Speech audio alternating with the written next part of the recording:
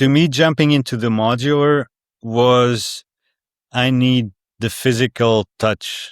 Like I'm tired of my mouse and my keyboard, and I want something that it's not this abstraction or of I move my hand here and something else moves over there in the virtual space.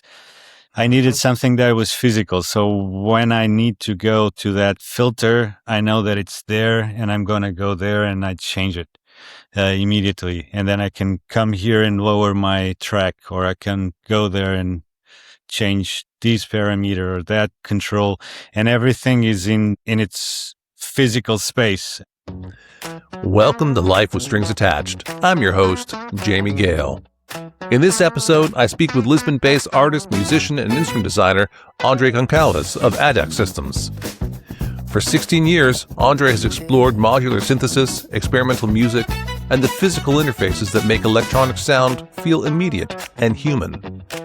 His ADDAC120 Four String Series brings those worlds together, integrating guitar strings, pickups, motors, bows, and resonators into a modular synthesizer environment. Our conversation moves through the future of musical instruments, the importance of touch, the emotional connections we form with our tools, and why technological exploration so often leads us back to strings. This is a conversation about experimentation, physicality, and creating instruments that you want to use. I thoroughly enjoyed my conversation with André, and I hope that you do as much as I did. André, welcome to Life with Strings Attached. Hi. Thanks for being having on the me. show. Thanks for having me. Yeah, great. So you're there in Lisbon, correct? Correct. Right. Great. How are things there? There's been a huge heat wave across Europe. Are you? Yeah. That was like 2 weeks ago. Now it's a little bit cooler, but still quite hot. Yeah. Well, I mean, It's it great. is still Lisbon. Yeah. Yeah. I prefer the hot weather than cold weather. Yeah. I was in Tuscany up until it got up to close to 40 degrees, That's a little bit too much already. Yeah, this Canadian retreated back to the north in the lake. Yeah. So I'm happy to have a little bit cooler. I don't function very well. My brain doesn't work in the extreme heat. Yeah. So Get a little bit slower too, but it's better than minus Celsius. I mean, minus Celsius. yes. I can't. Well, you just got to have the right clothes, and then you'll be all right. So, but the culture changes, right? So when we're in the South and it gets hot, you start to have more nightlife, and you start to have a lot more happening. I mean, when we're in Italy, we're having dinner at 9 p.m. in the summertime because no one wants to sit outside in the hot sun that way, right? You don't want to cook in the hot sun either. Yeah. So that shifts. Here in Canada, we're sleeping at 9, 10 o'clock. Like, we're not just starting to have dinner. We think that sounds insane. Yeah. It's but it all shifts. So what's the nightlife like there in Lisbon? It's big. Yeah, it's big.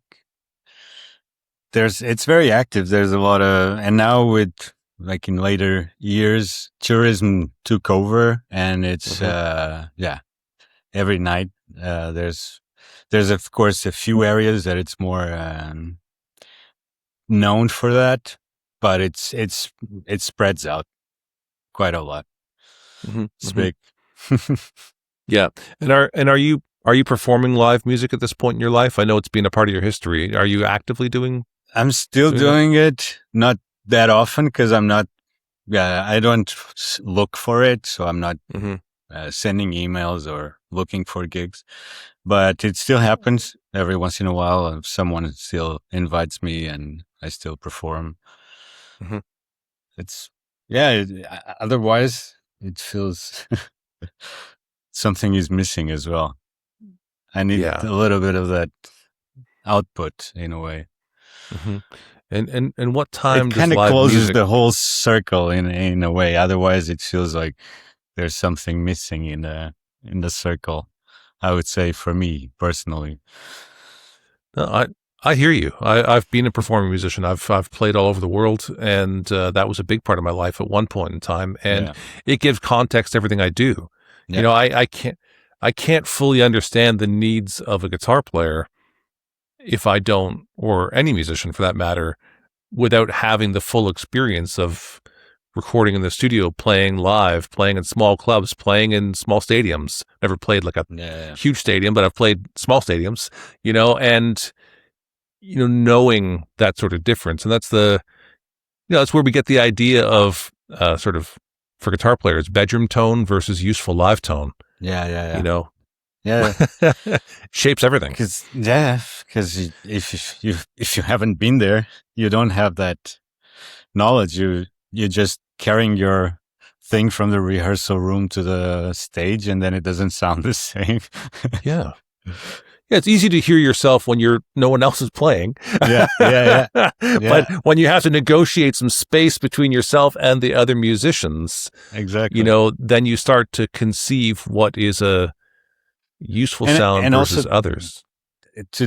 Like nowadays, with all the in-ear technology, like things are way easier because now you can be kind of anywhere, and you trust your sound engineer. They'll get the things right in your ears, and you don't have to go look for the other pieces that you can't hear on stage because the sound cubes are not right, and and then you're signaling the sound guy. That's right. You're really loud out here. Well, I can't hear it on stage. You got to help me out, man. Exactly. Yeah. And so when you play in Portugal, what time do the bands go on? Actually, I'd say that now things are a little bit more on the clock. Because I remember back in the day, there were a few venues that things would start like 3 hours after the hour that it was announced. Oh, and you just have to get used to it, or you start planning on it. And now they did a huge effort for a few years. It took a few years so that everybody could be on time for the show, because nobody would believe that it would start on time. So people would miss shows for a while.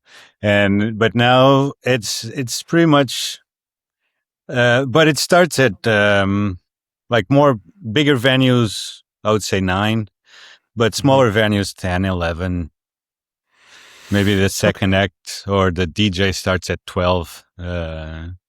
So after the bands or something like that, but things go on for normally to 2, 3, 4 places that go all night. So it depends a little bit, but those are more clubs.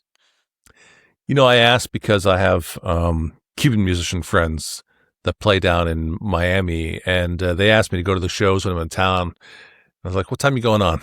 Like, 2 a.m.? Yeah. No, I'm not coming to your show. Let me know when you've got a matinee.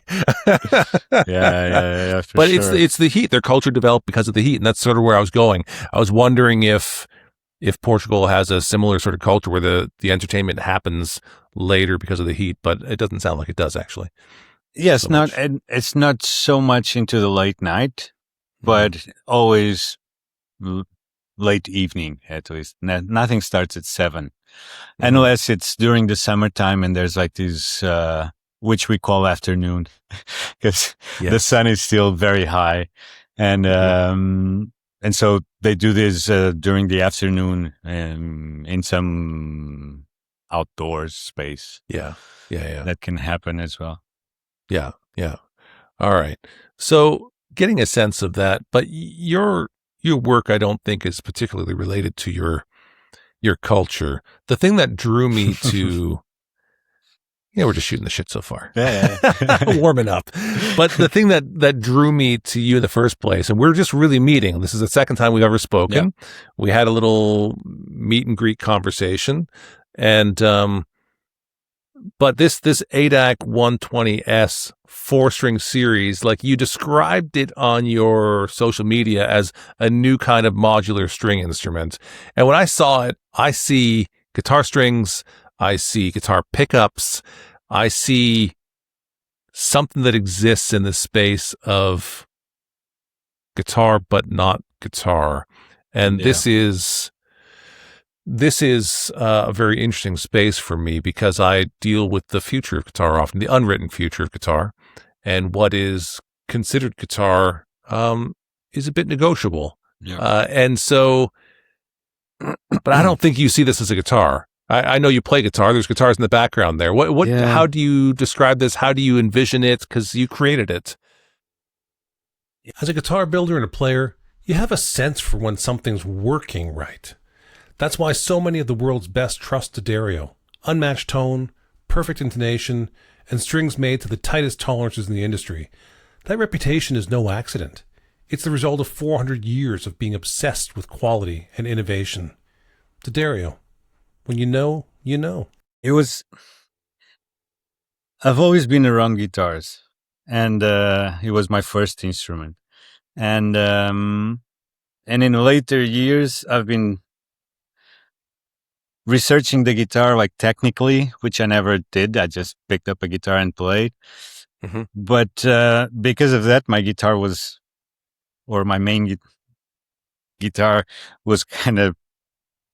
it wasn't playable, or it was playable, but it didn't have a good setup, basically. Mm-hmm.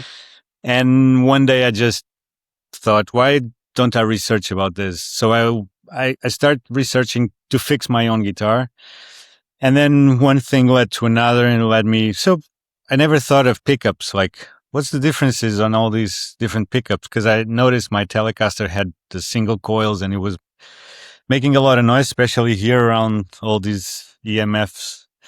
It's kind of, it depends where I'm turning with single coils. And I was like, why is this happening? And then I was researching and I never looked into these things. And so with those two things, I just bought some noiseless for the Telecaster and I started wondering, and what can I do something with this? And then one thing led to another. I made my small winding mechanism and I wanted to do just a long string kind of type of thing. Sort of use it as a resonator or something like that. And I just started researching and I made my first small pickup and it's like, oh, it works. So now what's all these things with the wires and the turns and magnets and ceramics and all that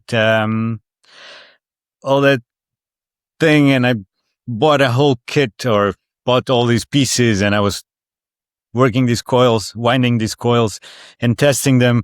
And at some point, like putting stuff on a guitar becomes hard because you either take all the strings out and put them back in and take out the strings, or you just take the neck out, put the back in.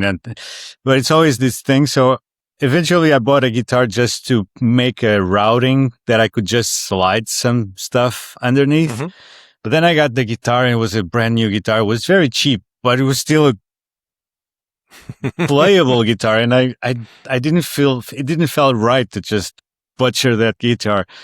So I thought, I'm going to get the lap steel. So I got a small, cheap lap steel to do that. And then it was a lap steel and it was brand new and I couldn't butcher it again. And I thought, okay, no, I have to change this. I just get a piece of wood. And then one thing led to another. And suddenly it's like, why don't I just make this modular? Modular has the right space. It has space underneath. I can just slide things in and out. I can make these headstock tailpiece, and then I did that, and then put up a humbucker in, and because it's all into the modular, I already did the preamp so that I could bring it into the Eurorack level, which is higher than the line level. So I need to amplify more than going into line. So I did all that small preamp. And then I started kind of working around it. Like, what else can I work around and put it in here? Because another idea that I always had and I always wanted was to put plectrums on a guitar so that I could sequence impossible things to play, basically. Mm-hmm. Mm-hmm. And that was the next one. So, like, how can I put some motors underneath these apparatus that I could just plectrum the strings? And then after the motors, it's like, oh, maybe I can put a motor that pushes something against the strings to stop or dampen the string vibration, making it more like a palm mute type of thing. Because then I was listening already, trying out these new things and listening for it. So I could hear the plectrums doing their work, but there was a lot of sound coming and there was no stoppage of the sound. So of course you can put your palm on it, but sequencing your palm becomes quite hard. So then let me get some mechanical device that can also do that for me. So I did that thing, and then one thing led to another, and it was, these things that with the plectrums that I'm using to pluck the string, if I raise the plectrum to a point that it doesn't go through the string, but it just stops right at in contact with the string, and I made the plectrums are not playing 90 degrees to the string. They're like maybe 70 degrees or something like that. So they're going a little bit sideways. So it's like if you're plucking a little bit sideways. Yeah. Because it works better for a different number of things. But also for this thing that if the string is like this and the plectrum is sideways, when the plectrum comes in touch, there's only one small point of the plectrum that touches the string. And if this plectrum is at the precise right spot, you get the harmonics, and they're beautiful. Like they just ring out perfectly. And that was like, I think I have something here. So using two of these modules, you can use one to pluck, another one to touch those harmonics. So you already can get like a couple notes per string. Because that's the thing. There's no fretboard, although you can go in with a slide. But in the beginning was more like this mechanical idea for it. And so with these harmonics, raising those plectrums, you can get those harmonics, and you can already get maybe two harmonics, and then they become too close in the motors. You can't put motors that close enough. So I made so that there's four motors, and two are on one side and two are plucking from the other side. But I made them that you can, when you tune them, the height of them, you make them that all of them are in line. So when they're in the middle position, all of them are aligned so that they all touches each string at the precise harmonic point. Because if they're offset, one will be ringing, but the second string will not be ringing. So they have to be perfectly aligned in a line to get the harmonics just right. So, and then with all these small things, I also thought of, well, I can also use an Evo, and instead of stopping because the Evo, when you put them, there's always those two strings on the side that get taken by the holder. Yeah. So I thought, okay, I'll put the Evo under it, and I'll just sand the top of the tracks of the Evo, which is actually an official mod on their website. So when you can sand, and because you can use it on pianos, I think that's the piano mod. Oh. And this way you can slide the Evo at very close proximity with the strings, and you can get really that more cello-ish sound when you go fast up and down with an Evo. So there were, and then the rotary exciter is an idea that it's out there, and I just pick it up because it works super well in this context. Like coming from the bottom, you don't have to move it, and it attracts and repulses all strings at the same time.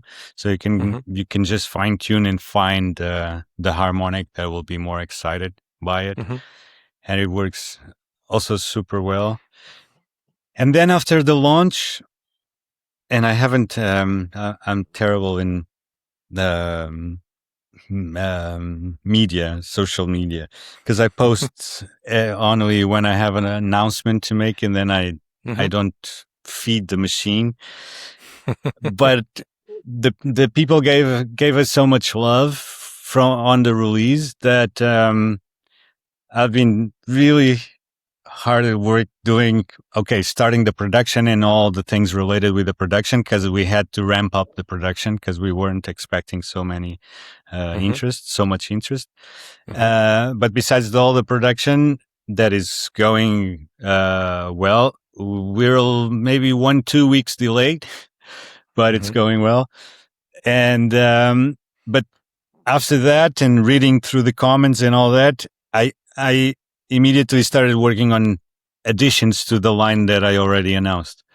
So I made some frets, which it didn't have any frets. So what I did is I made a very small, slim module with some fret wire on top, and a mechanism that you can lower it, like you can push it down or up. And then you can place it anywhere you want. And you can get many of these modules, and you can just place them in key points where you want those notes to use just those notes.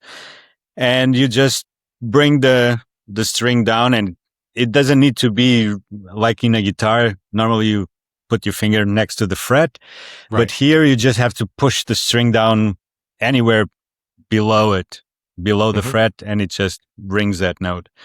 And then I made a small palm mute, so just a rest that you can rest your palm on top, and if you want to finger pick it, because it didn't have anything like that, and it was kind of hard, so just a simple palm rest. And then another one, which is the one I'm most excited with, it's a resonator, like a physical resonator actually. So I'm just using a vibration speaker with a small amp attached to it. And then you can use it with either the same input that comes from the pickup, and you kind of create a sustainer feedbacker, because it's just gonna start feeding through the strings. Or you can put some external audio through it, and it becomes this natural resonator with 4 strings with 4 resonant frequencies. And it's really interesting. I'm really excited about the sound of this thing now.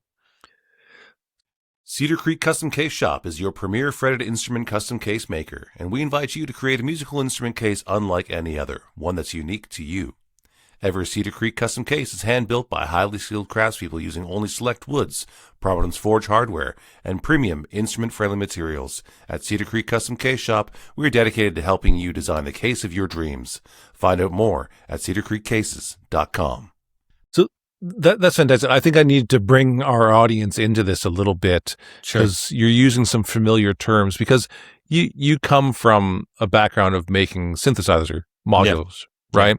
And so that needs to be expressly said to our audience. So when he talks about making a module for something underneath imagine something like a lap steel, what we're talking about here is something that for a guitar audience would look something like a guitar pedal, a small metal box of some sort. Yes, exactly. But a lot of our people are listeners. They don't see what you're doing. So I have to describe for the audio theater here. So they have these boxes that slide underneath the strings, and one of those has motors that pluck the strings. One of those has the speaker that you talked about. One of them has an EBow. All sorts of different ways that you can get in there and manipulate the string to create musical sounds. And it's a really interesting way to approach a stringed instrument. Andre, one of the things that I see all the time is this sort of movement between modern technologies, and then this sort of attempt to reroot ourselves in what we know and our history, and sort of to synthesize both the past and the present, because we can't really synthesize the future. It's not here yet. We can only deal with the newest thing, which is really the present, not the future anymore. Right? Exactly. And so, but they're new ideas, and that we take this new technology, but nonetheless, for whatever reason, we continue to come back to this stringed interface. Yeah. There was another company a few years ago that made a product called the Orbo, this little round object that they had where you could make sounds and you could turn it and shape it. It was really big on Instagram. They did really well. Yes. And their third product did it and brought it back to basically a guitar neck. And there weren't strings on it. Yeah. But again, it was this thing where we're going to cast off into the future, but then we sort of reel it back to the stringed instrument somehow. And it's this impulse that I've noticed over and over again, how now, admittedly, I see guitars in everything, everywhere I go, because I'm a guitar guy. I'm a professional guitar, so I always see the guitar. But this thing that you've done, you've spent a long time developing synthesizer modules. How many years have you done that part? It's been 16 years. Right. And 16 years later, for some reason, you put guitar strings on it. Why? Yeah. I mean, I know you told me the story, but do you have some sort of thinking behind this idea of the tactile and the technical? Yes. Yeah. The modular for me, because my own path is a little bit, I got into guitars. I remember when I was like 18, I always had like high school bands. But then at some point I saw a Groovebox, an MC505, and I thought I was 17, 18, and I thought I need to have this. 'Cause they just released those. And it was something that I didn't know what it did, but I knew I needed to try that out. And I sold my guitar to buy that. And for a long time, I didn't have a guitar. So only after maybe 10 years, of course, I always had friends' guitars, but I didn't have my own guitar. And then even after that, and then computers came better. And then I got really deep into computers and Max MSP and programming my own devices and stuff like that. And I got into modular because I was fed up of working on the computer, emailing on the computer. Like everything was starting to be on the computer, and music was starting to not be fun. It was like a bureau, an office that I get to, and I work on the computer on my music, because my music was always, I'm always on the experimental electroacoustic field of music. So I'm always trying to experiment with new things, or what can I do, or like, so that's why I was programming my own Max MSP patches and all of that. And then I got into sound installations as well. And I was doing these electroacoustic devices using in installation contexts. But to me, jumping into the modular was, I need the physical touch. Like I'm tired of my mouse and my keyboard, and I want something that it's not this abstraction of I move my hand here and something else moves over there in the virtual space. I needed something that was physical. So when I need to go to that filter, I know that it's there, and I'm going to go there and I change it immediately. And then I can come here and lower my track, or I can go there and change this parameter or that control, and everything is in its physical space, its own unique physical space.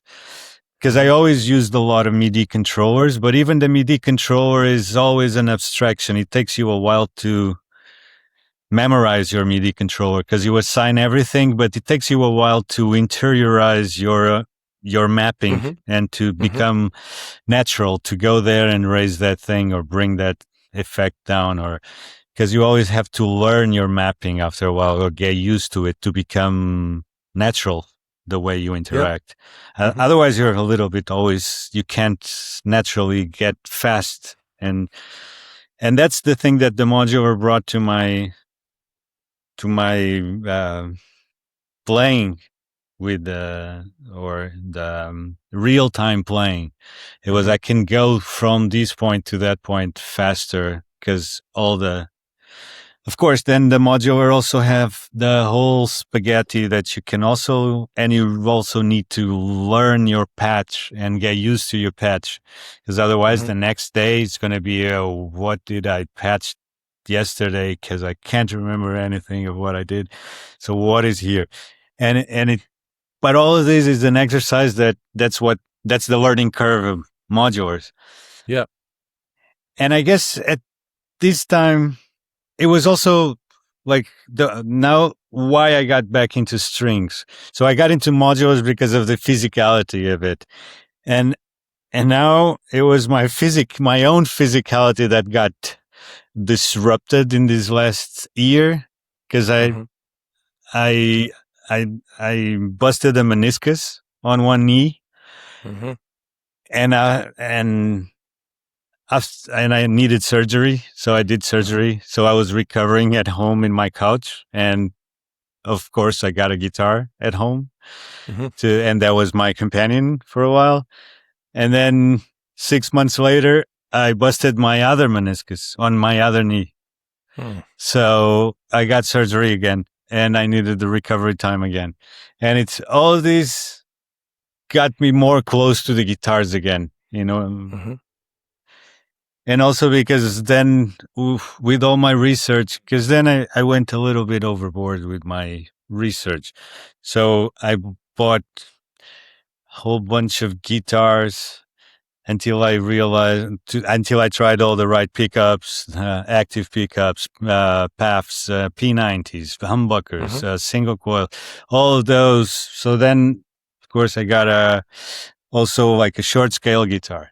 And then a longer scale, a bass 6, because I didn't know the bass 6 existed until like a year ago or something. And when I realized, it was like, I gotta have one of these because they're so nice. That tone of it's such a nice instrument. And because I'm not a bass player, so basses always intimidate me. And this thing, okay, it's a little bit bigger, but I can still do some chords, and it's a very interesting instrument as well. Yeah. And then hollow body guitars and all of that. So, because I sometimes I need to surround myself with the thing so that something comes out of it. Yes.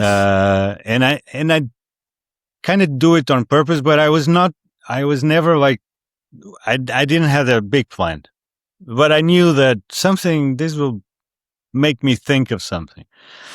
And so these small things all brought me back to this instrument that it's, again, an electroacoustic device that just fits in my chosen space, let's say, which is the modular reel and these boxes. But actually, when I made this, I also thought that, okay, this is interesting, because anyone that wants to not get into modulars and get this device, it will be able to use it as a standalone device. It doesn't need any other modulars. The only detail for non-modular users is that the output is synth level, which is way hotter than line level. But if you bring your preamps all the way down, should be just fine. Or you get a proper attenuator, but it's some great distortion. Fine. Yeah. It's just watch out with your amp, because if you decide to send straight to a valve amp, maybe it's a little bit too hot. Maybe it just sounds great, but there's always that balance, right? I gotta know now.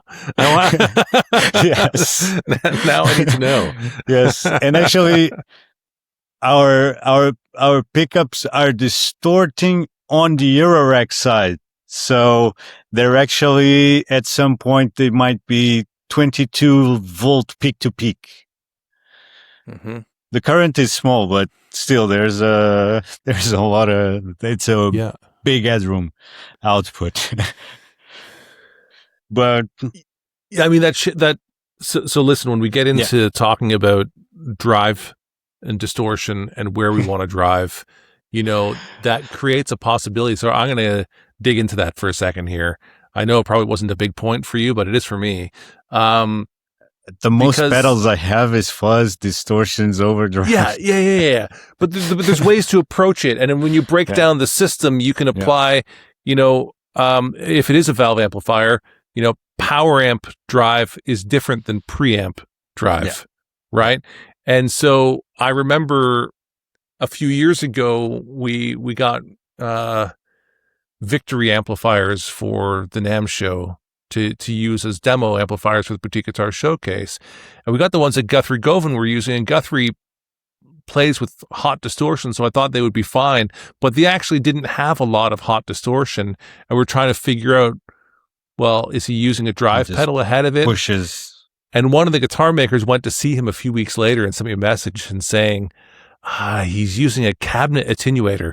Everything on the amplifier is on 10, and then he's dropping it so it doesn't blow the speaker. Yeah. And so where are you applying the gain makes a very big difference in your experience and how your touch is, what the final outcome is. Because power amp distortion isn't tube distortion, isn't speaker distortion. Because remember, early days, there were some people who put like slits in the paper cone to get more buzzing out of these things. Yeah. And then when amplifiers didn't have a lot of high gain distortion, guitar pickup makers were winding hotter and hotter to drive them more. And now we're seeing exactly the opposite. Guitar amplifiers have so much frickin' distortion if you want it, that actually modern, like, heavy metal sort of guitar players, like makers, are using very underwound pickups these days to get the clarity back because the amps are so hot. So we got this sort of big mix as to where to apply it. So I would love to hear a keyboard sort of line. Well, I can't say line level, a keyboard level. What do you call it? Synth level? We call it. We call it synth level, although it's wrong because other regular synthesizers have line level. But maybe modular level would be the correct term for it, actually. Right. Or Eurorack level. Yeah. Eurorack level. Yeah. So that's a completely different possibility. And that's what gets me excited, Andre. And I'm sure that we have this in common, is when you hear something, you think, oh, what does that do? Yeah. And then you got to go find out and see how you get inspired and what music you can make with it. Yeah. And to me, like, distortion is, I didn't shape the distortion of the pickup, but I couldn't avoid putting it there. Mm-hmm. So the distortion is clipping, it's an op amp clipping, basically, but it's there. If you want to because in modular world, it's very common to use an op amp to clip signals. Or to invert signals like wave shaping and wave multipliers and so on. So I didn't went to find like a nice overdrive circuit or a transistor-based circuit for the distortion, but it's and I did it without the diode clipping because normally because the diode clipping tames the voltage, and I like the distortion to be like clipping on the rails of the op amp instead of having the diode bringing it back a little bit, so it gets a little bit more punch in a way, which is, it can be, maybe it's just more volume, sounds more better, and the more better is in quotes. Yeah. How do you? I mean, the more I think about it, the more it seems to me that the synthesizer modulars are quite akin to guitar pedals and the movement of do-it-yourself guitar pedal makers and all of the exploration. I mean, there are so many guitar pedal companies in the world these days and so many options for you to do. How do you view them as both a guitar player and someone who makes synthesizer modulars? Is that a reasonable parallel to draw, or do you see it differently? This space is normally reserved for brands who make stories like this possible, like D'Addario and the Cedar Creek Custom Case Shop. If your company belongs in this conversation, let's talk. We partner with brands who value craft, culture, and the quiet power of a well-placed idea. No, I think it's right, because like when I started doing modulars, there were literally below 10 brands doing it. Mm-hmm. And nowadays there's 200. I lost count. I don't know, 300, 400. I don't know how many brands are doing modulars these days. Mm-hmm. And likewise, pedals. Pedals always had more brands, but now there's this phenomenons of, which are great, that it's like a brand new brand that does something that it's super interesting. Mm-hmm. And they pop up with one device that it's like, oh, wow, that's super interesting. How can I get that? Mm-hmm. And in a way, there's been also a lot of crossovers.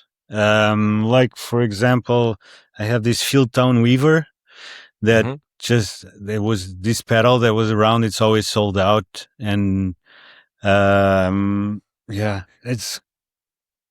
quite a very interesting, peculiar device that I quite enjoyed the videos, and I got in touch with the creator because sometimes I trade with other manufacturers. Yeah, and luckily I got one, so I didn't have to be on the waiting list. But now he made a module, so now he has both the pedal version and the module for the Eurorack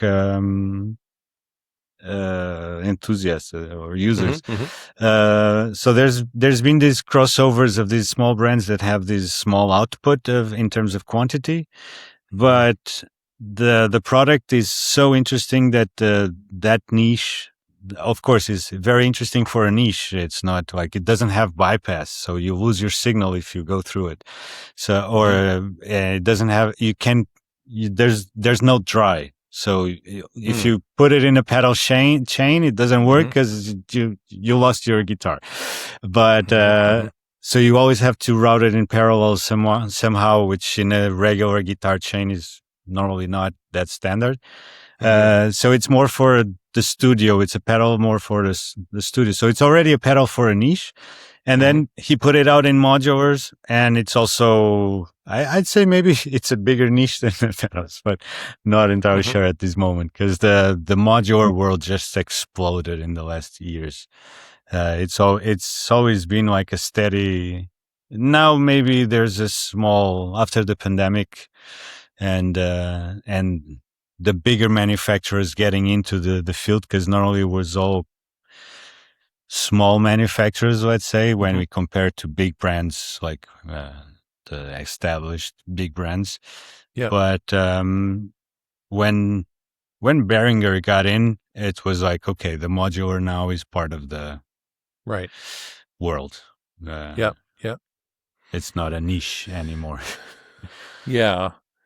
It's an interesting pattern to see, and I'm making all sorts of connections with it, because so when someone wants to talk about the future of musical instruments, and if it involves the guitar, they often call me. I'm the guy brought into the conversation. A couple of years ago at the NAMM show, there's a futures and technology company called A3E that does tech discussions. And they did a discussion on the future of musical instruments the next 10 years. And I was brought into it. And frankly, I was the only guy on the panel that wasn't in the tech industry. Like, everyone else was, a mastering engineer or developed a software product or something else. And me as the guitar guy felt like, I'm the old dinosaur here, which is weird for me, because normally I'm positioned on the cutting edge of the guitar. That is, right? Yeah. So it was a strange position to be in. But, they talked about this sort of unwritten future of musical instruments and where it's going. And, they talked about the sort of how things that are today will be outdated and that the NAMM show won't exist anymore. One of the guys made this proposition and such. And I said, I don't see it that way.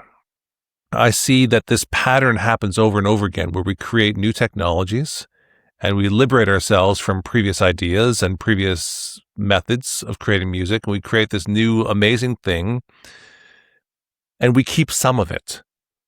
A lot of it gets thrown away. We keep some of it, and that gets adopted into the musical sort of culture, like what you just talked about when Behringer adopted now. Okay, I guess it's now a part of the body of work. It's a part of one of the official musical instruments at this point in time. And so we synthesize these things together, and it happens over and over and over again. And so what I love about seeing your work is seeing this curious exploration of what is possible. This obsession that you maybe don't even have control of, that maybe you lose control of yourself for a little bit while you dive deep into it and buy too many guitars and too many pickups or explore this area of the modular. And then we still try and ground it in what is known. And so it's this idea that actually the philosopher Hegel observed in politics about the conservation of what is and what was, that is what we know, the known. And then there's this liberation, which is the new and the yet to be experienced. And liberation wants to break ties with some of the old things. But if you go 100% liberation, you leave what is known. Well, that's chaos. 100% liberation is chaos, no order at all. 100% order is dead and stagnant, right? And so there's this tension between the conservation and the liberation, and that's where we have this sort of synthesis where the conservatives agree that, okay, that whole idea is a little nuts, but we think this idea we can live with, right? And the liberals say, well, we went 2 steps forward, and now we went 1 step back, and fuck, those people are dragging us down, is the feeling that the real liberal side has, right? It's 2 steps forward and 1 step back. But then that's when we adopt that new thing into the culture, and it becomes part of what now is conserved. And so ultimately the conservatives get pulled ahead, and that becomes the new, Hegel called it the thesis generating the antithesis or the antithesis, which generates then a synthesis, that new spot, that 2 steps forward, 1 step back. And so when I saw your ADDAC120S, this 4-string series, what I saw was this idea of new possibilities, but being grounded in the known. Is that fair to say? Yes, because there's those. There's the old and there's the new, because it's it's like this guitar that that you can't play exactly, but the context, and you can explore in a way that you're not afraid to damage it, and you can really push it through other processes that normally you don't explore. I always used a bow on my guitars, like any Sigur Rós fan would try, at least. But it's like, without a proper round bridge, you can't actually hit the notes right. And when I started doing that, that was all I didn't spoke of these before, but one of the first things that I did was this arch that you could put on the bridge, that immediately your bridge would become, you could bow each string individually with just this small bump on the bridge. And it became super easy to have that thing that I kind of always wanted, but to have that on a guitar, you really have to think of the neck and change the curvature of the neck. And then it becomes a guitar just for that. And you have to go to a luthier, or you have to be already quite good to make a guitar neck, or even changing the fretboard.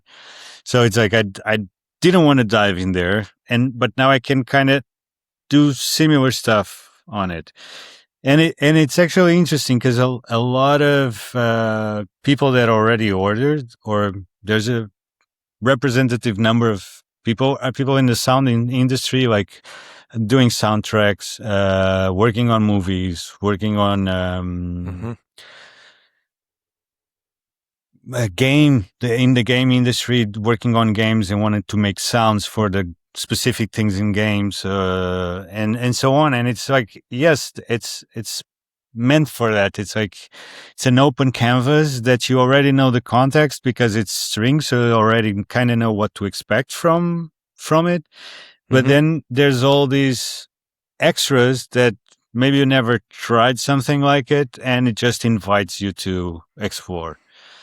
And I like that openness as well. Like, I don't like to tell you what to do with it in a way, because it's also interesting to find that out coming from like the use, and maybe get surprised by what people are using it for.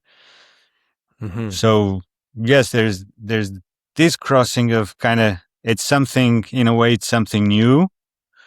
Because I never thought of it as being like a new thing. It's like, I'm just pushing this into like, it's a lap steel on a hollow box that can fit some other purposeful utilities. Yeah. So I was also I had expectations, of course, because when you're doing something new, you're always you never know how the public will receive it. But I was very curious to see all these motion around it. Yeah. Yeah. Especially like praising it to be a new instrument, let's say. And I've been doing that. Like I was in, I'm not sure. There's these new interfaces for musical expression conference, like in the academia, that I've been to in like 2009 or something like that. I've been in two of those. So I was in the academia for a while. I was taking a PhD that I never finished because I was doing it at the same time. And at some point I was like, I'm either going to focus on writing or I'm going to focus on developing modules, and modules sounded more fun. So I froze my PhD thing and I never finished it. But I published twice on these new instruments for musical expression conference. And it's interesting because that was my early work. And then, of course, I also got away from the academia, but I think it kind of grew on me, this process of making interfaces, making physical devices that can do processes or do things that I would like to use for myself. That's always my drive, in a way. Yeah, it's super interesting the way you're juxtaposing the physical and the abstracted, because we all live in the world of the physical, but with the guitar, we live in a physical realm, and we talk a great deal, well, at least I do, about the physics of the guitar, and as a mechanical user interface, and understanding the physics of the instrument and movement and time and perception on a really abstract and theoretical level. But I normally have to kind of pull at the guitar world to go in that space. And you're coming at this from almost the opposite space, where you're saying in the synth world, and on the computers, we're dealing with abstraction all the time. And then you've created these physical interfaces to make it less abstract, to make it more explicit. And I'm thinking about now the popularity of stringed instruments, and I'm wondering if it is simply the known. It's the explicit experience of knowing that you can apply kinetic movement. You can take your finger or your pick or a bow, and you can engage some other tensioned object which has potential energy, and you can cause it to move at that point in time and get a response.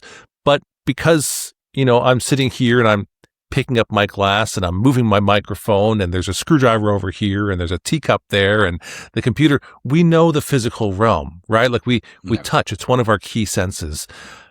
And so there's a certain amount of it which doesn't need to be explained.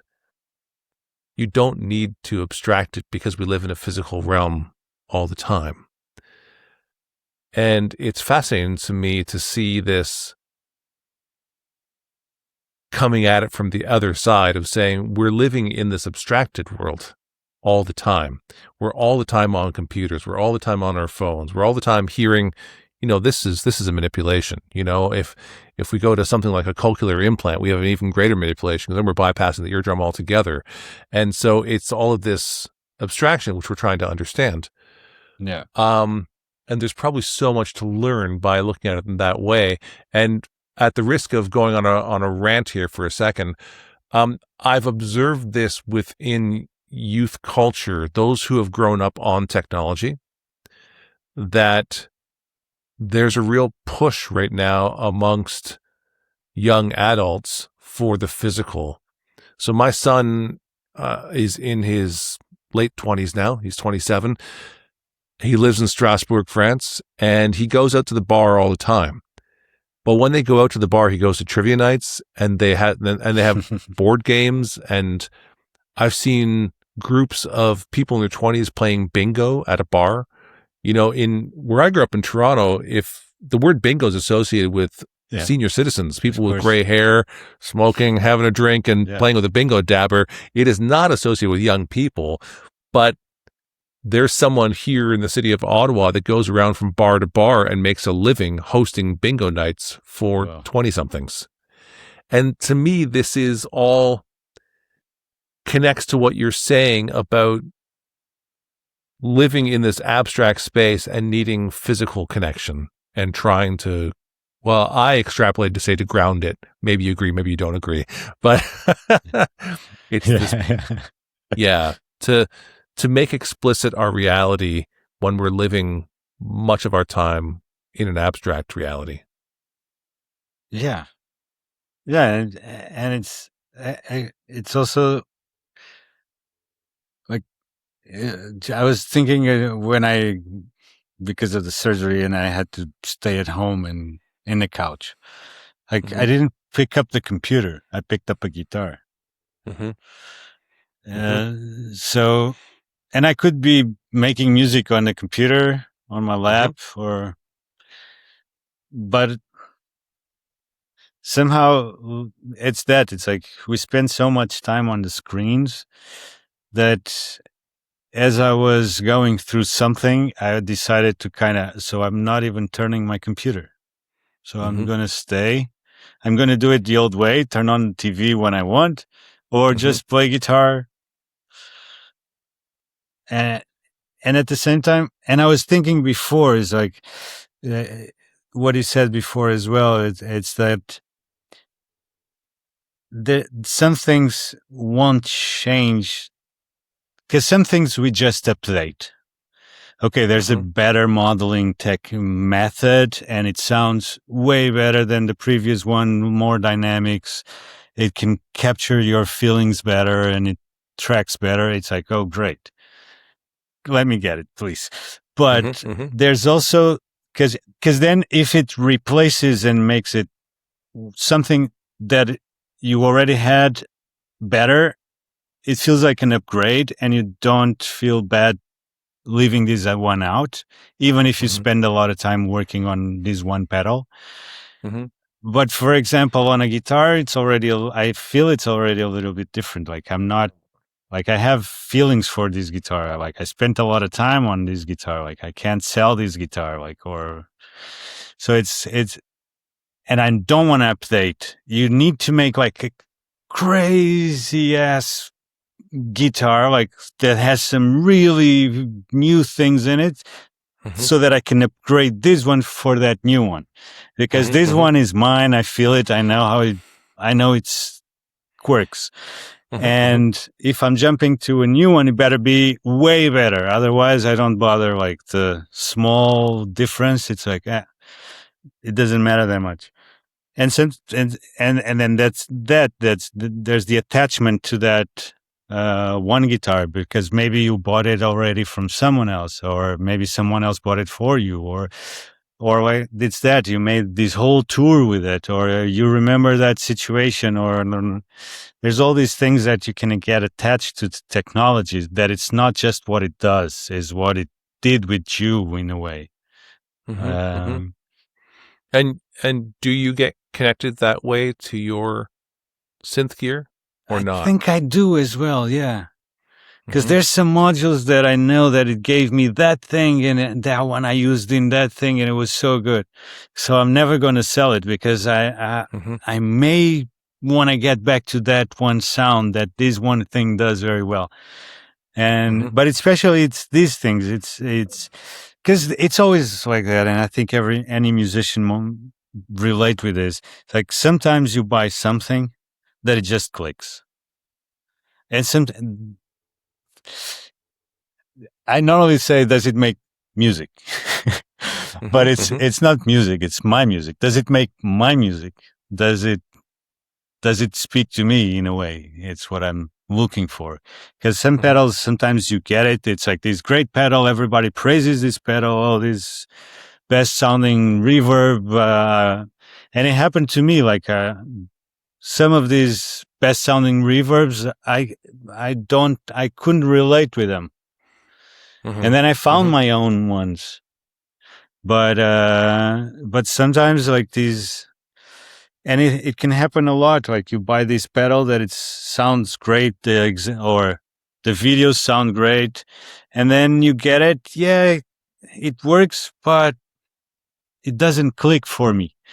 But when it clicks, it's like, I want to cherish this, because this now is a secret weapon. It's like it's in my tool chain. I can use it whenever I want to go there. I have this and I know it works. And actually, my collection, let's say, it's a little bit why I have this thing, because this is a matrix mixer. Yes. And all my effects are on this matrix mixer. So to get to be on this matrix mixer, I need to dethrone some other effect. So like getting into my matrix mixer, it's like this thing, because whatever I do goes through the matrix, so I can bring any effect in any order. So there's always these special ones that it's like, they're always there, always available to whatever I plug in the studio. And it's a little bit crazy. Sometimes can be quirky because of headroom level. It doesn't have the best. But normally I use the studio to test ADDAC stuff, like our modules. But also sometimes when I'm making music, normally I'm doing it alone, maybe with one or two extra friends, but the systems are like no instruments, no microphones, just line synths into the board. So it works quite well for that. But I have a whole Midas, because if you see, like, the faders are a Midas 24 Venice, like an older one. But then, because I never used the Midas EQs and so on, and because I'm playing with these, because the Midas was used, I used it a lot, a little bit further back in the days when I still had bands in. But now I still love the Midas, but I just built an Aero rack frame, put it on top, just use the faders of the Midas, because I also have a quad system in here in the studio. So I use it for the quad, because it has direct outputs for the 4 speakers. Yeah. And then I have the master, of course. And basically I run everything to the matrix, because it has all my favorite effects, and I can route them any way I want. Right. On demand. So the physicality also, it's here, because this allows me to physically change all my chains on the fly. Just like no disconnections, no rerouting programming on another pedal or something like that. Like everything is done here in real time. I can bring any volumes I want in, feedback the whole thing, whatever I want to do. Yeah. I'm a little bit distracted that you have a Midas board. You say Midas, we would say Midas, just Okay, kind of yeah, that's my as Portuguese. volume sliders, everything. No, it's fine. I'm saying it for our listeners who might not have made the connection, because that was a very, very expensive and very sought after piece of equipment. This is the later ones, is the Firewire ones already. It's whatever. The point is, it's a great mixer. Yeah, the point is, it brought me to a moment to sort of say that, that's one of the things about technology also, that as things move on and what we value, what we don't value, what does the job, you're recording with, much more expensive gear than I am. But I'm using for this podcast almost the cheapest possible. Like I have a Scarlett Studio, the basic interface that everybody in every music store in the world now sells this. I forget even what they call it. It's this the Focusrite sort of Scarlett sort of one. It comes with the microphone. It's a single XLR with a single quarter inch. And the part I want to say about that is someone saw James Hetfield from Metallica, the singer, rhythm guitar player of Metallica, doing some home recording on like an Instagram reel, something like that. He had a Focusrite, like Scarlett Solo, and they're like, "Oh my God, James Hetfield is recording at home with this $200 mic and preamp." But that's what's happened. The technology gets introduced, it gets down, and now all of a sudden we have, there's air conditioning and cruise control in a Fiat Panda. Yeah. But there didn't used to be. And it's like that. Like, it's so good nowadays, like the preamps on all those sound cards and so on. Yeah. But I have like an RME, but the first Fireface UFX, which I bought because I can record on it. So now I'm recording this audio, but I'm not using the computer. Like the sound card is recording on itself. And it's the first one that I bought maybe more than 10 years ago already. It's great, works. RMEs are great because they update the drivers even for this old one. So it still works very well. And then, and the rest of the equipment, a lot of it's my own brand. And a lot of it I also trade with other manufacturers. So I kind of have a lot, but I didn't pay the top dollar on it, or I didn't pay everything. Even the Midas, I got it when they were, just before they were bought by Behringer. Are you trying to make an argument so that no one thinks that you're rich? No, I'm not. What are we saying here? This is such an artist. This is such an artist moment where someone feels like, oh no, they think I have money. Let's make sure everyone knows I'm a starving artist. I'm not starving, but I don't have kids, for example. So it's one thing that it never happened, and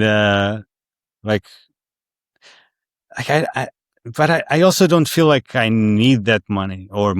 Like, I don't want to be rich either. But that's the other thing is, like, I don't care. I'm fine. I like what I'm doing. Like, I have a lot of fun doing these things, and I'm not starving. So, and I can do a little bit of my music here and there, and which is great, and I'm grateful for. Yeah, most of the guitar makers that I work with are in a similar way of thinking. It's like, it's a good life. Being a guitar maker, if you have a demand for your guitars and you're selling your guitars and people want them, you're not buying a yacht or a Ferrari, but you're also living a good life, and you have control of your own time and such, and that makes a big difference for a creative. And so, don't get me wrong, I'm teasing you a little bit, about the idea, like, oh, it's a Midas, but it's an old one. It's not one of those ones. It's it's I don't even have a driver's license. Yes, I never got to take it. Maybe you don't need it. Yeah, no. I drive, I don't know how many miles every year, a lot. So I ride my bike here in town. Yeah. Well, you have a life around your studio, I guess. So, but my life is all around the world, and I have to be able to get in a car and go. Yeah. So That's wonderful. true.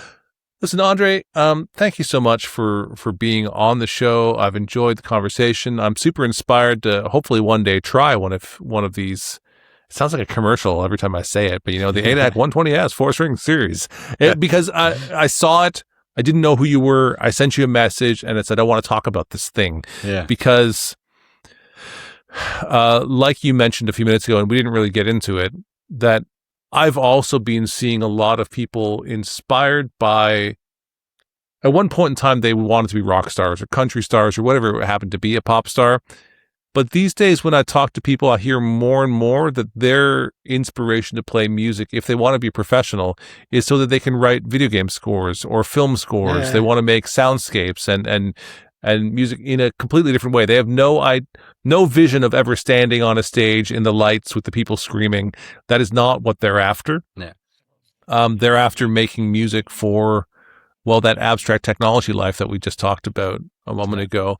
And to the point where it's starting to shape the guitar.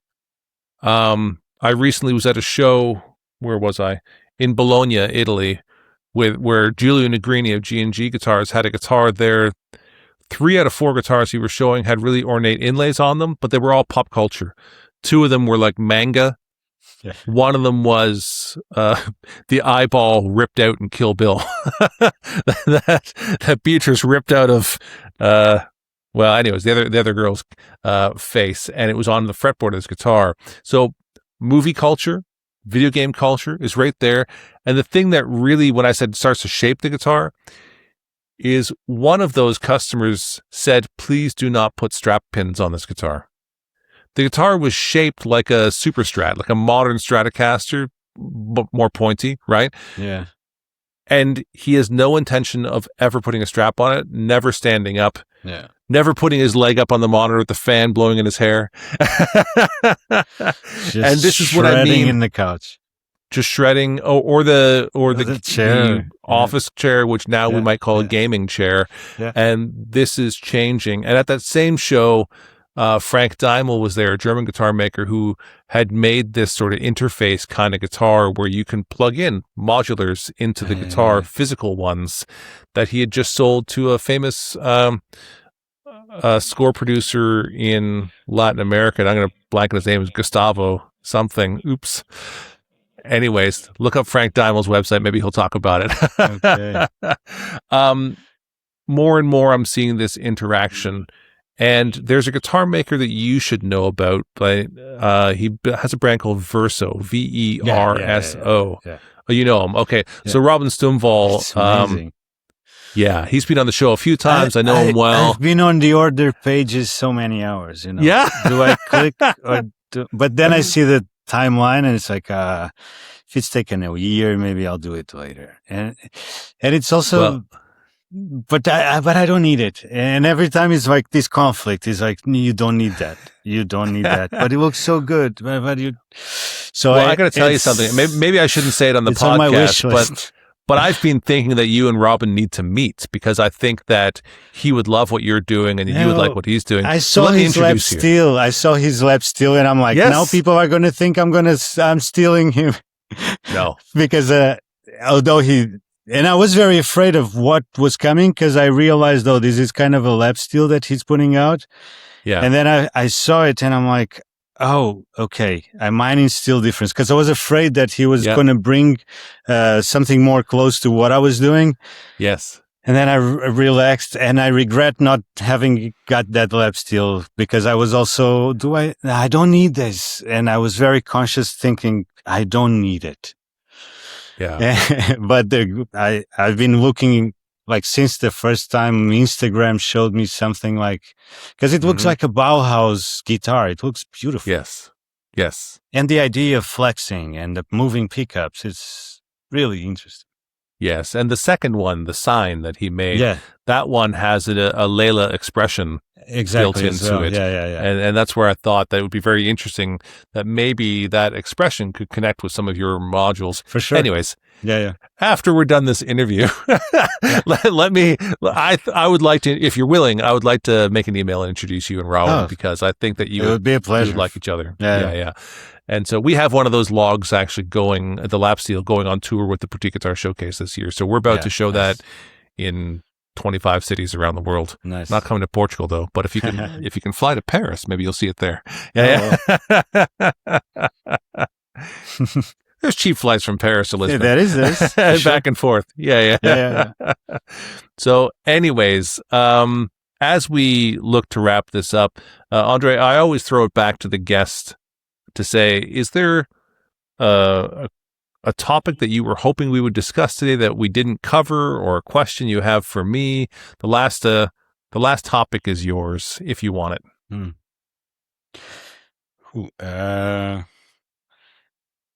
Not sure. I mean, yeah, it's like the verso. I'm not much on social media, but I do a little bit of scrolling, because Instagram kind of knows what I'm at, and it just feeds me these things. And yeah, they know where all of us are at, man. Yeah, of course. They know. Yeah. So I do it a little bit just to get a sense of what's happening. And I see so many interesting things appearing on the guitar world, being it manufacturers that are making like these amazing bridges with all these fine tuning mechanisms, and or even the pickups, like new pickups, like the submarines, and all those interesting things that are kind of mixing old technology with new solutions, like slimmer, smaller, and some devices that are kind of also appearing less, but it's like more, it's almost like an Etsy thing. Like there's these Cantareel from a Japanese, I think, manufacturer, like small. There's this thing that he's using cotton wire, I think. I'm not entirely sure the technique, or maybe O-rings, big O-rings. And it works like, makes the guitar work as a hurdy-gurdy kind of thing. So you rotate this motor, and there's this cotton rubbing against the string, and it excites the string, and it makes this more hurdy-gurdy sound. Yep. And it's so interesting, like the Gizmotron and all these things that I never, a lot of them, like I never searched for these, but now like I've been, as I research on a topic, and sometimes it's not even Instagram, it's some other thing that I'm researching, and I saw I'm on a thread on a forum, and it jumps to these people, oh, you should check out this thing as well. And you go, and you're like, what? Why don't I know about this? And the microtonal are like fretboards with all the sliding mechanisms that you can fine tune it to yourself, or the ones that you can just get the ones you want, or the fanning fretboards, all of that, like incredible, like the guys that do the guitar tuners with bigger multiplications, so that you can really go there and just fine tune it. Because normally it's like, we don't think of this, but it's like, why is that gear in there and not bigger? Why doesn't a turn takes more time, so that my intonation is a little bit better and it kind of stays better for longer? All these small things that it's very interesting. And I'm waiting for a CNC machine, or like metal CNC. 3 axis. So I'm curious also, what am I going to do with that? Because once I have the tool, like because I already did my own palm benders, because I thought, I have to find my own solution. So I did my own palm benders, and I'm looking into, I like those as well. The G benders to me feels a little Like, I can't do it. It's too much cutting on the back of a guitar, and I don't want to butcher a guitar. I don't feel the right. Like, I don't have a luthier license, let's say, But Well, the guy who invented that, the B-benders of Joe Glazer, he's he does some in Europe. He's in Italy right now installing some. Okay, yeah. And No, so the first time I saw you're it, right. like, it has a substantial contraption. Like it's a big jig. He has put the guitar in with a long drill bit and the guitar in a very particular way. And you're right. You can't just hack at it with a chisel and a router. And if it's a good guitar, you don't want to go there like, oh, let me try it. No, either you're confident on your woodwork or you better not try it. Right. So, but I love the method or the technical aspect of on how he made it. It's so nice. And then there's other guys doing it in a slightly different way. And then the palm bender, which is a poor man's G bender, or not, or maybe it's just another method because it's with a different part of the body. But all of these, like I made a dual bender, like the G and the B. Yeah. And then I installed it. I was super excited. I installed it. It's like, oh, I can't play this. Like I have to update my theory to know which notes I'm lowering or bringing up. Because otherwise, if I don't know which degree I'm lowering or raising, I don't know what I'm playing. Yeah. And then also the physicality of playing with those things under your hand. It's like, but that's it. Like the physicality, it's always something that you need to learn together with the instrument. Like there's a lot to learn on because it's no instrument has it's not a game that you finish the game. It's never finished, right? Like there's more. There's always more to learn. It's never ends. Yeah. So it's just on how you want to sound or what do you want to explore. Like right now, I'm back taking guitar lessons because I thought, no, I have to update my theory for some things that I feel that I should know that I can't remember or I don't know exactly. Or I have to go and check very thoroughly. It doesn't come out of my mind. So I went back and I'm studying a theory again with a jazz teacher, just because I think if I surround myself with the theory, I know I'm going to have more ideas. Period. It always happens when you get surrounded by something comes out. And it's always this process of, because I never make plans for now I'm going to make the next great thing. Like I just start experimenting something that I feel there's a gut feeling that's something there. Yep. And it's great that so many people are going with their gut feeling and putting something out there. And it's very easy today to get, like, if you make some good videos and you put it out there, it's pretty sure it's going to show up. And that's the plus of the media and there's more competition, but there's more possibilities. And so if you're interested in possibilities, it's a great time. Yeah. And you can access your public in a way. Yes. There's paths to get to the audience, which back a decade or two, you would either it was on a magazine or it was.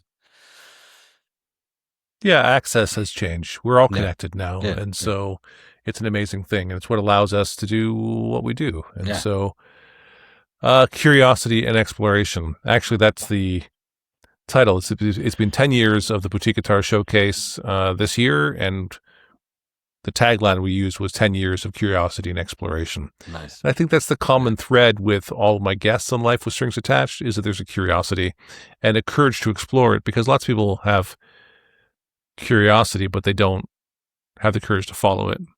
And so you need to put the work to get the idea going. That's right. So, Andre, thank you so much for being on Life with Strings Attached. Thank you for You're very being welcome. Thank you. Curious and a musical explorer. And I'm glad we've met.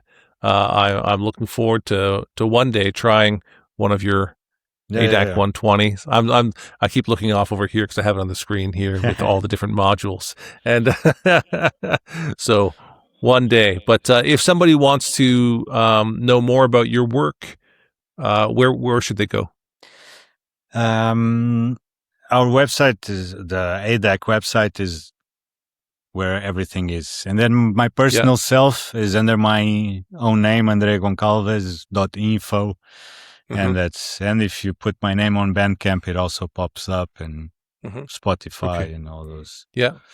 Although there's many André Gonçalves, like my name is one of those that in Portuguese speaking languages, it's very common. Not like a John Doe, but it's very, quite common. Right. And that ADDAC one is ADDAC system.com, right? Yes. Yeah. Exactly. Yeah. So wonderful. Well, again, Andre, thank you so much. Let's say goodbye for now. Thank you. Bye-bye. Bye. You've been listening to Life with Strings Attached. If today's conversation meant something to you, consider passing it on. These stories find their place through the people who share them. A new episode comes out every Friday, right here, wherever you're listening. I'm Jamie Gale, and thanks for listening to Life with Strings Attached.